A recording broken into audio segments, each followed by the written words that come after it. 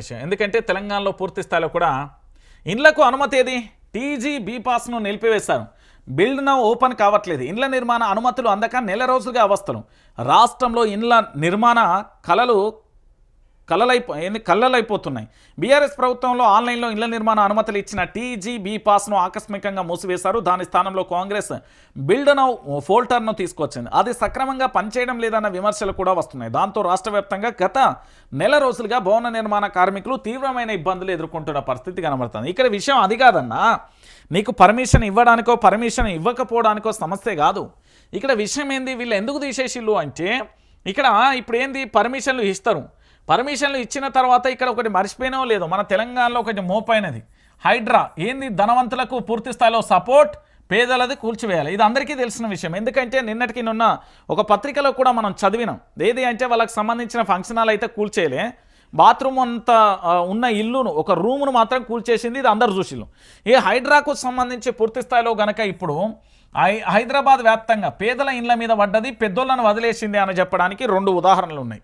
ఒకటి, హైకోర్టు చాలా సీరియస్గా చెప్పినప్పటికీ కూడా సెలవు రోజులలో మాత్రమే పని మొదలుపెట్టింది.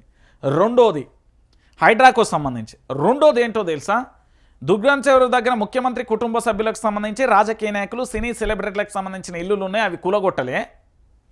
కానీ వాళ్ళ హైకోర్టు పోయి స్టే తెచ్చుకునేదాకా ఉన్నది. అంటే హైడ్రా అనేది ఎంత భద్రంగా కాపాడుతుంది అనేది. ఇప్పుడు వీళ్ళు కనుక అనుమతులు ఇచ్చిళ్ళు అనుకో, వీళ్ళకి అనుమతులు ఇస్తే ఎట్లా, నువ్వెవరు, ఏడ ఇల్లు కడుతున్నావు, వాళ్ళకి ఎట్లా ఏం కథ, ఏమొస్తుంది, ఏం పోదు, ప్రభుత్వ భూమా, ప్రైవేట్ భూమా, మనదా కాదా, బిల్డర్ ఎవరు, ఎంత వస్తుంది, ఎంత పోతుంది, ఏమైనా మీటింగ్లు ఉంటే ఏమైనా సపోర్ట్ చేస్తారా, ఏరియాలో ఏం కథ అని ఇవన్నీ కూడా తెలుసుకోవాలి కదా. ఇవన్నీ తెలుసుకోవాలి, కమిషన్లు రావాలి కదా. దానికోసం ఆపిందన్న స్పష్టంగా. ఎందుకు లేకపోతే అంత పని ఏమొచ్చింది. అయ్యో గీది చూడరు, ఏమి సినిమాలు దిత్తున్నారయ్యో ఓ దర్శక నిర్మాతలారా అనే ఒక పాట మీకు గుర్తుండాలి కదా. ఏమి పాలన చేస్తున్నారయ్యో రాజకీయ నేతలారా, ఈ పాటలు వాడాలి. మార్పు అన్నారు, మాయరోగం అయిపోయింది అని పాటలు వాడాలి ఇప్పుడు. అసలు పాపం మా తెలంగాణలో కళాకారులు ఏడబోయ్యరు. వాళ్ళని చూస్తే బాధపడాలనో, కన్నీళ్లు పెట్టుకోవాలనో, ఏడవల్లో అర్థమవుతలే.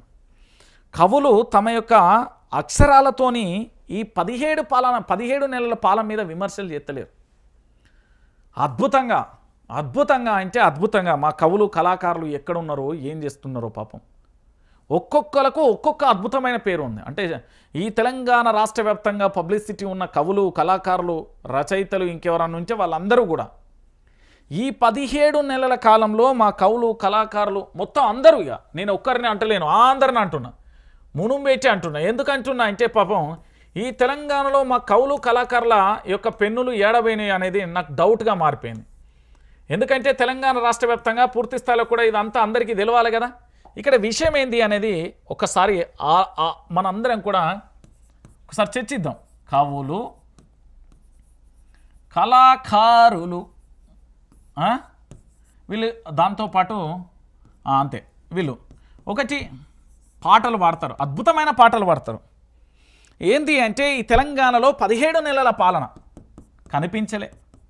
17 నెలల పాలనలో మా కవులు, కళాకారులు అంటే పాటలు పాడేటోళ్ళు, రాతలు రాసేటోళ్ళు, కవిత్వాలు రాసేటోళ్ళు, పోరాటం మొదలు పెట్టేటోళ్ళు పాపం కేసీఆర్కు సంబంధించి బట్టగాల్చి మీదేసే ప్రయత్నం చేసేది కదా. మా ఏపూరి సోమన్ ఉండే కేసీఆర్ మీద ఒక పాట పాడింది. ఏది, మా కోదండరాంకు సంబంధించిన యాత్ర చేస్తుంటే, మొదటి యాత్ర ఏదో యాత్ర చేస్తుంటే ఒక పాట పాడింది. ఎవడి పాలైందిరో తెలంగాణ, ఎవడేలుతున్నాడు రో తెలంగాణ అని పాట పాడింది. మరి తెలంగాణ ఉద్యమానికి సంబంధం లేని వ్యక్తి 17 నెలలుగా తెలంగాణ ప్రాంత ప్రజల్ని పీడిస్తున్న ప్రభుత్వం మరి ఒక్క పాట రాలే అన్నా ఎట్లా అంటే నేను చెప్తా. 17 నెలల పాలనలో హైడ్రాకు సంబంధించిన పురిటి నొప్పులతోని బాధపడుతున్న వాళ్ళ ఇళ్లను గులగొచ్చిలు. దాంతోపాటు మూసి పరివాహక ప్రాంతాన్ని భయభ్రాంతులకు గురి చేసిలు. దాంతోపాటు ఆటో డ్రైవర్లకు సంబంధించి ఫ్రీ బస్సుతోని పూర్తి స్థాయిలో కూడా 100 లోపు మంది చనిపోయారు. దాంతోపాటు గురుకులాలకు సంబంధించి పూర్తి స్థాయిలో ఫుడ్ పాయిజన్ అయిన పరిస్థితులను చూసాం.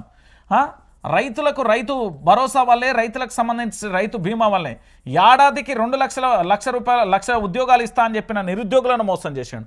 దాంతోపాటు ప్రప్రథమంగా ఇంకా మనం చర్చించాల్సిన విషయం ఏంటంటే ఈ తెలంగాణలో జర్నలిస్టుల మీద కేసులు, జర్నలిస్టులకు సంబంధించి పూర్తి స్థాయిలో కూడా వాళ్ళ మీద దాడులు జరుగుతూ ఉంటే కూడా ఈ కవులు కళాకారులు మూగబోయారు. ఎందుకు మూగబోయారు అంటున్నా. ఒకసారి మనందరం కూడా ఆలోచించాల్సిన విషయం, ఈ తెలంగాణ రాష్ట్ర వ్యాప్తంగా పూర్తి స్థాయిలో కూడా మనందరం కూడా ఆలోచించాల్సిన విషయం ఏంటంటే 17 నెలల కాలంలో మా కవులు కళాకారులు ఎక్కడ పోయిర్రు అని అడగాలి. నడి రోడ్డు మీద భద్రత లేని హైదరాబాద్ భాగ్యనగరం మారిపోయిందని నిన్ననే కథనాలు చూస్తాం. హైడ్రాకు సంబంధించి పురిటి నొప్పులు ఉన్నా కూడా గర్భంతో ఉన్న వాళ్ళ కుటుంబానికి సంబంధించి కనీసం ఇంట్లో సమాన తీసుకోకుండా ఇవ్వకుండా నొప్పి పెట్టిన తీరు చూస్తాం. మూసీతోని భయభ్రాంతులకు గురి చేసిన తీరు చూస్తాం. ఆటో డ్రైవర్ల బాధలు చూసాం. గురుకులాల్లో విద్యార్థులు పడుతున్న కష్టాలు చూసాం. జర్నలిస్టుల మీద దాడులు చూసినాం. రైతులకు సంబంధించిన కటకటాలు చూసినాం. నిరుద్యోగులకు సంబంధించిన ధర్నాలు చూసినాం. మరి ఈరోజు మా తెలంగాణ రాష్ట్ర వ్యాప్తంగా ఉన్న కవులు కళాకారులు ఎక్కడ పోయిన? మా మీద పాటలు రాయడానికి వాళ్ళ పెన్ను కలం కదులుతలేదా? దాంట్లో ఉన్న సుక్కేమన్నా అయిపోయిందా? ఎందుకు మీ యొక్క గొంతు మూగబోతున్నది? అంటే మీరు మొత్తం పూర్తి స్థాయిలో కూడా రేవంత్ సర్కార్కు సంబంధించి అష్టదిగ్బంధనంలో మారిపోయిర్రా? కవులు కళాకారులు అంటే తెలంగాణ రాష్ట్ర వ్యాప్తంగా ఏ సమస్య ఉన్నా ఆ సమస్య మీద పాటతోనో మీ కవిత్వంతోనో పూర్తి స్థాయిలో ప్రజలందరినీ చైతన్యపరచాల్సిన మీరే మౌనంగా ఉంటే ఎలా? ఈరోజు భారతీయ జనతా పార్టీ ప్రభుత్వంలోని పూర్తి స్థాయిలో మావోయిస్టులకు సంబంధించి ఛత్తీస్గఢ్కు సంబంధించిన పూర్తి స్థాయిలో వాళ్ళ మీద హుక్కు పాదం వేసి వాళ్ళను పూర్తి స్థాయిలో ఏరి పారేసే ప్రయత్నం మొదలుపెట్టారు. పేద ప్రజల కోసం, గిరిజనుల కోసం, భూముల కోసం, అడవుల రక్షణ కోసం పోరాటం చేస్తున్నారు కదా. మరి వాళ్ళ మీద ఒక పాట రాయడానికి ఏం కష్టం వచ్చే? ఈ తెలంగాణలో కష్టపడి రాసి ఉద్యోగాలు దక్కించుకోలేక స్కాములు జరుగుతున్నాయని కోట్ల చుట్టూ తిరుగుతున్న నిరుద్యోగుల గురించి ఎందుకు రాయలేకపోతారు? అంటే కాంగ్రెస్ పాలన గురించి పూర్తి స్థాయిలో ఇంత జరుగుతూ ఉంటే మీరు ఎందుకు మౌనంగా ఉంటున్నారు? నేను కవులు కళాకారులు అడుగుతున్నా. తెలంగాణ ఉద్యమం అనేది మీతో సాధ్యమైంది. మీ పాటలతో, మీ రాతలతో తెలంగాణ రాష్ట్ర వ్యాప్తంగా కూడా చైతన్యవంతంగా మారిపోయింది. ఎందుకు ఒక గద్దర్ను తలపించే కళాకారులు లేరా? అంటే చాలా మంది ప్రభుత్వానికి సంబంధించిన ₹1 కోటి ఫ్లాట్ ఇచ్చిందన్న దానికే సెట్ అయిపోయారు. అంటే ప్రభుత్వానికి సంబంధించిన జీతాలు ఇస్తాలన్నా దానికే సెట్ అయిపోయిందంటే నేనేం మాట్లాడా. కానీ ఈ తెలంగాణలో రైతులు పడుతున్న బాధ, నిరుద్యోగులు పడుతున్న, సబ్బండ వర్గాలు పడుతున్న బాధను మీ బాధ అనుకొని రాస్తారు కదా. ఈరోజు కవులు కళాకారులకు ఏమైపోయింది? మీరు మౌనంగా ఎందుకుంటున్నారు? ఈ 17 నెలల కాలంలో జరుగుతున్న ఆకృత్యాల గురించి ఎందుకు మాట్లాడరు? మీ కలం ఎందుకు పనిచేయట్లేదు? మీ పాట ఎందుకు రావట్లేదు అని నేను అడుగుతున్నాను. ఏమైపోయింది? ఇన్ని సమస్యలు పెట్టరేగిపోయినాయి కదా నా తెలంగాణలో 17 నెలల కాలంలో. ఏమైపోయింది తెలంగాణలో? ఏం చేస్తారు? ఏం జరిగి దీని గురించి ఇక్కడ చూడుర్రి. ఈ పెద్ద ఆయన కాంగ్రెస్ కార్యకర్త అండి. వీళ్ళు ఎక్కడ అంటే మహబూబాద్ జిల్లాకు సంబంధించి నర్సింహులపేట మండలం పెద్ద నాగారానికి చెందిన సోమయ్య. ఈయన వాళ్ళ పక్కన ఉన్న ఆయన వాళ్ళ కొడుకు. నేను చెప్తా స్టోరీ. నేను కాంగ్రెస్ కార్యకర్తనే. పార్టీ అధికారంలోకి వస్తే ఇందిరమ్మ ఇల్లు వస్తుందని ఆశపడ్డా. డోర్నకల్ ఎమ్మెల్యేగా రామ్ చంద్రు నాయక్ను గెలవడానికి కురవి వీరభద్రస్వామికి తలనీలాలు ఇచ్చిన. నాకు మాత్రం ఇల్లు ఇయ్యలే అని మహబూబాబాద్ జిల్లా నర్సింహులపేట పెద్దనాగారానికి చెందిన చల్లమల్ల సోమయ్య ఆవేదన వ్యక్తం చేస్తున్నాడు. తనకి ఇల్లు ఇవ్వాలని మొరపెట్టుకున్నా కూడా వీడియో సోషల్ మీడియాలో వైరల్గా మారిన పరిస్థితి కనబడతాను. నేను కాంగ్రెస్ కార్యకర్తనే, నాకు ఇల్లు ఇయ్యలే. ఎప్పుడండి? 1947 అన్న ఈ భారతదేశానికి సంబంధించి స్వాతంత్ర్యం వచ్చింది అన్న. ఇక్కడ డాక్టర్ బాబాసాహెబ్ అంబేద్కర్ రచన భారత రాజ్యాంగాన్ని గౌరవిస్తున్నాం. అనేక ప్రభుత్వాలు వచ్చాయి, అనేక ప్రభుత్వాలు మారి. బ్రిటిష్ ప్రభుత్వంలో పురుడు పోసుకున్న 1985లో పురుడు పోసుకున్న కాంగ్రెస్ పార్టీ కూడా అధికారంలోకి వచ్చింది. ఇప్పుడు కూడా ఇక్కడ ఉన్నది. కాంగ్రెస్ ప్రభుత్వం చూసినాం, ఎన్టీఆర్ ప్రభుత్వం చూసినాం, చంద్రబాబు ప్రభుత్వం చూసినాం, కేసీఆర్ ప్రభుత్వం చూసినాం, ఇప్పుడు రేవంత్ పరిపాలన చూస్తున్నాం.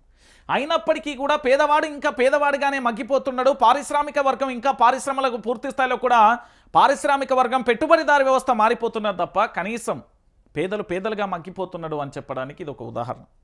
నేను పలానా పార్టీని నమ్మిన, పలానా పార్టీ ఆయన కోసం ఫుల్ కష్టపడ్డా. నేను పార్టీ కార్యకర్తనే, కానీ నాకు పూర్తి స్థాయిలో ఇల్లు రాలే, నాకు ఇల్లు ఇయ్యలే. కాంగ్రెస్ కార్యకర్త మొరబెట్టుకుంటున్న తీరు. నేనేమంటున్నానంటే మీరు ఏ పార్టీలోకి ఇవ్వకున్నా పర్వాలేదు. కాంగ్రెస్ వాళ్ళకి ఇవ్వకుర్రి, బీఆర్ఎస్ వాళ్ళకి ఇవ్వకుర్రి, బీజేపీలోకి ఇవ్వకుర్రి, కానీ పేదలకి ఇవ్వరు. పేదలకు ఇవ్వండి, ఇలాంటి పేదలకు ఇవ్వండి, ఏ పార్టీతో సంబంధం ఉండదు. పేదలకు ఇల్లు ఇవ్వడానికి మీకు ఏమైందని ఒప్పి నాకు అర్థం కాని విషయం ఏంటంటే, ఇప్పుడు పంచాయతీ కార్యదర్శి ఉంటాడు కదా గ్రామానికి సంబంధించి, మరి ఆయన ఏం చెప్తాడు అక్కడ ఎంపీటీఓ వ్యవస్థ, ఎంఆర్ఓ వ్యవస్థ, ఆర్డీఓ వ్యవస్థ, చాలా వ్యవస్థలు ఉంటాయి కదా పరిపాలన వ్యవస్థకు సంబంధించి. పేదలు ఎవరో కనబడతలేదా అండి వాళ్ళకు? కళ్ళు చూస్తేనే అర్థమైపోతుంది కదా. రేకులు ఇల్లు, దాని రేకులకు సంబంధించి పైన కట్టెలేసి దాని మీద గాలి ద్వారాని పోకుండా టైర్లు వేసి బండలు పెట్టి కట్టెలు పెట్టిలు కదా, ఇంత స్పష్టంగా కనబడుతుంది కదా. పాములు పురుగులు ఎట్లొస్తాయి, ఇగో పెంకలను అడ్డు పెట్టుకొని, ఇగో చూడు మొత్తం రేకులతోనే అడ్డం పెట్టుకున్నాడు కదా. మరి ఇలాంటి వాళ్ళకి ఇల్లు ఇస్తే తప్పేంది? ఈయన కాంగ్రెస్ కార్యకర్తనే అంటాడు కదా. మీ పార్టీలో ఉన్న పేదలకన్నా ఇది కనీసం మీ పార్టీలో ఉన్న పేదలకన్నా ఇవ్వండి అయ్యా. మాది కాంగ్రెస్ ప్రభుత్వం, మాది కాంగ్రెస్ ప్రభుత్వం. ఏమైంది? నేను కాంగ్రెస్ ప్రభుత్వాన్ని తిడతలేను, కాంగ్రెస్ ప్రభుత్వాన్ని ఏమంటలేను. కాంగ్రెస్ ప్రభుత్వం అనేది ప్రజల ప్రభుత్వంగా నిరూపించుకో అంటున్నా, పేదల ప్రభుత్వాన్ని నిరూపించుకో అంటున్నా. సబ్బండ వర్గాలకు సంబంధించి ఎస్సీ ఎస్టీ బీసీ మైనార్టీ ఓసీలకు సంబంధించి అన్ని వర్గాలకు సంబంధించిన పార్టీ అని మీరే నిరూపించుకోండి అంటున్నా. ఈరోజు పూర్తి స్థాయిలో కూడా ఏమైపోయింది? ఈరోజు ఏమైపోయింది అంటున్నా. కాంగ్రెస్ కార్యకర్తనే కదా, వాళ్ళకి ఇస్తే తప్పేంది అంటున్నా. ఇగో ఈడ ఇంకో చిత్రం చూడండి. ఇంద్రమ్మ ఇండ్లు ఇవ్వాలని డిమాండ్ చేస్తూ భద్రాద్రి కొత్తగూడెం జిల్లా జూలూరుపాడు మండలం రేగళ్ల తండాలో శనివారం వాటర్ ట్యాంక్ ఎక్కిన నిరసన తెలుపుతున్న గిరిజన బిడ్డలు. నా గిరిజన బిడ్డలు అడవులను పట్టుకొని గూడాలు అడవులను పట్టుకొని అడవి సంపద మీద బతుకుతారు. మాడ లంబాడి గిరిజన గోండు కొయ్య ఎస్సీ ఎస్టీ బిడ్డలకు సంబంధించి పూర్తి స్థాయిలో ఎక్కువ శాతం వాళ్ళే అడవులను పట్టుకొని ఉంటారు. ఈరోజు నేను ఏమంటున్నానంటే వాళ్ళకని ఇవ్వండి అయ్యా, పేదోళ్ళకి ఇస్తే మీ తప్పేంది? పేదోళ్ళ కోసం పోరు చేస్తే ప్రభుత్వానికి మద్దతుగా నిలుస్తాం కదా. ఇప్పుడు ఇదేది భద్రాద్రి కొత్తగూడెం, అలా ఇద్దరు మంత్రులు ఉన్నారు. మళ్ళీ మా కాడ తుమ్మల నాగేశ్వరరావు అనే ఒక మంత్రి ఉన్నాడు, ముగ్గురు ఉన్నాడు, పొంగులేటి శ్రీనివాసరెడ్డి ఉన్నాడు, బచ్చి విక్రమార్క ఉన్నాడు. ఏమయ్యా ఏం చెప్తుర్రయ్యా ముగ్గురు మంత్రులు? కొడుగుడ్డు మీద ఈకలు పీకుతున్నారా? ఏం చెప్తున్నారు? ముగ్గురు మంత్రులు 3 నామాలు పెడుతున్నారా ప్రజల కాడ? ఈ గిరిజన బిడ్డలకు సంబంధించి కనీసం వాళ్ళ గోడినండే. రేవంత్ రెడ్డి చెప్పినా వినకపోతిరి, మీ సక్కిన మీరు వినకపోతిరి. మీది పేదల ప్రభుత్వం నిరూపించుకోమని చెప్తున్న ముగ్గురు మంత్రులను ఒక్కరు కూడా కాదు. బట్టి విక్రమార్ నెంబర్ 1 నేనే, రేవంత్ తర్వాత నేనే అని జై కొడతాడు. ఆ రెవెన్యూ శాఖ మంత్రి పొంగులేటి శ్రీనివాసరెడ్డి నాకు 100 కోట్లు ఉన్నాయి, నేనేరా బాయ్ నెక్స్ట్ ముఖ్యమంత్రి అంటాడు. ఆయన పేరు ఇంక తుమ్మల నాగేశ్వరం. నేను ఈ జిల్లాకే సీనియర్ మంత్రి, ఈ జిల్లా అంతా నా గ్రిప్లోనే ఉంటుంది అంటారు. మరి ఏమైంది? ముగ్గురు 3 నామాలు పెట్టిలు కదా. అటు భద్రాద్రి కొత్తగూడానికి, ఇటు ఖమ్మానికి, ఉమ్మడి ఖమ్మం జిల్లాకు మొత్తానికి నామాలు పెట్టిలు ముగ్గురు మంత్రులు. గిరిజన బిడ్డలు ఇండ్లు కావాలని అడుగుతున్నారయ్యా. మీ ఆస్తులు రాసి అంటలేరు, మీ బిజినెస్లు ఇవ్వంటలేరు, ఉద్యోగాలు ఇవ్వంటలేరు, ఏం అడుగుతలేరు. మేము ఉండడానికి, నివాసం ఉండడానికి మాకు ఒక గూడు కావాలి అని అడుగుతున్నారు వాళ్ళు. నీకు ఇల్లు ఇవ్వడానికి అంత కుట్ర ఎందుకో నా గిరిజన బిడ్డల మీద అర్థమవుతుంది. నా ఆదివాసీ గిరిజన గోండు జాతి మీద నీకు అంత కోపం ఎందుకో నాకు అర్థమవుతలేదు. అరే ఇల్లులు ఇవ్వడానికి ప్రభుత్వం ఏమైందని ఈ ప్రభుత్వానికి నాకు అర్థం కాదు. ముగ్గురు మంత్రులు అండి, మళ్ళా చెప్పుకుంటే ఇజ్జత్ పోతుంది, ఇప్పుకుంటే మానం పోతుంది.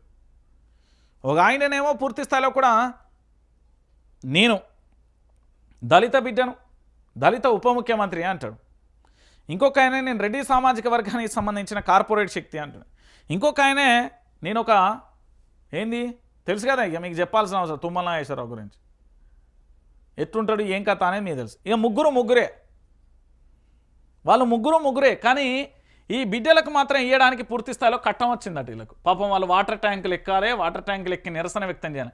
వాళ్ళు ఏం అడుగుతలేరు, వాళ్ళ ఆస్తులు రాసి అంటలేరు, లేకపోతే వాళ్ళు పూర్తి స్థాయిలో ఇంకేమి కూడా రాసి అంటలేరు. వాళ్ళు ఏం అడుగుతున్నారు? ఇల్లులు ఇర్రి, మాకు ఇల్లులు లేవు అని అడుగుతుండ్రు.